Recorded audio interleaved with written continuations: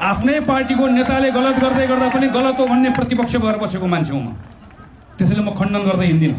किन मलाई के विश्वास छ भने नेपालमा देश र जनता यत्र नागरिकहरू छन्, ती सब मान्छेलाई हिजो संविधानमा केही जनजातिको, थारूको, मुस्लिमको, दलितको, महिलाको अधिकार लेख्नका लागि लडेको मात्र होइन, त्यो अधिकार लेख्ने समितिको सभापति हुँ म, संयोजक हुँ म, काम गरेर आएको हुँ। तर मैले केवल विषय किन मात्र उठाएको हो भने यस्तो पनि निर्वाचन हुन्छ, यसरी पनि निर्वाचन गरिन्छ। यो निर्वाचनमा त म चाहन्थे म कांग्रेसको तर्फबाट प्रस्तावित भएको उम्मेदवार, अर्को प्रत्येक पार्टीले प्रधानमन्त्रीको प्रस्तावित गरेको उम्मेदवारहरू छ, गाली गलोज केही पनि नगरिकन, एकअर्कालाई नगरिकन एउटै मञ्चमा बसेर 5 वर्ष यत्रो संविधान बनेको छ, यत्रो व्यवस्था बनाएका छौँ, तर देशको यत्रो विकासको, अहिले यहाँभित्रको बेरोजगारीका तमाम समस्याहरू समाधान गर्नका निम्ति तपाईसँग योजना के छ, कसरी गर्ने हो, हिजो के हुन सकेन कसरी गर्ने हो भन्ने बारेमा बहस गर्ने, छलफल गर्ने, एकअर्कालाई सुनाउने, सिक्ने पनि त हो नि। मैले नजानेको कुरा उहाँहरूबाट सिक्छु होला नि त।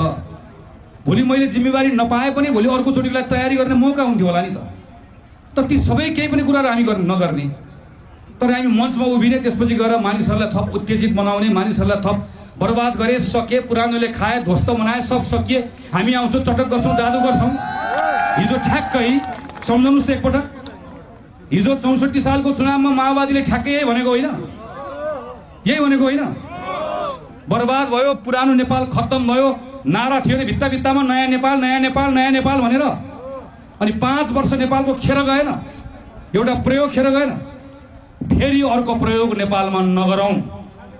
हामी आएका छौँ, हामी सङ्कल्प सहित आएका छौँ, हिजो गरेको राम्रो कामहरूको जिम्मा लिएर आएका छौँ, हिजो गरेका कमजोरीहरूलाई, हिजो गएका फोहोरहरूलाई सफा गर्ने प्रतिज्ञा गरेर आएका छौँ। यो 5 वर्ष कांग्रेसको नेतृत्वमा म विश्वास दिलाउन चाहन्छु। मैले प्रतिज्ञा पत्र जारी गर्दै गर्दा भनेको छु, 5 वर्ष मौका दिनुहोस्। फागुनमा चुनाव हुन्छ, वैशाख 1 गते कांग्रेसको तर्फबाट देशवासीको अगाडि म कार्यक्रम सुनाउँछु। 5 वर्षको होइन, जम्मा 1 महिनाको, वैशाखभरि के गर्ने भन्ने कार्यक्रम सुनाउँछु। फेरि जेठ 1 गते आउँछु, फेरि देशवासीको अगाडि उभिन्छु र वैशाख 1 गते यो काम भयो, यो काम भयो, यो काम भयो, यो कानुन बन्यो, यो व्यवस्था भयो, यसरी गरियो, यति नयाँ रोजगारी थप्ने आधार बन्यो, शिक्षामा यो भयो, स्वास्थ्यमा यो भयो, खेती किसानीको लागि यो भयो, मल ल्याउनको लागि यो गरियो, यी तमाम कुराहरू 1 महिनाको लक्ष्य राखेर गर्छौँ र भन्छौँ।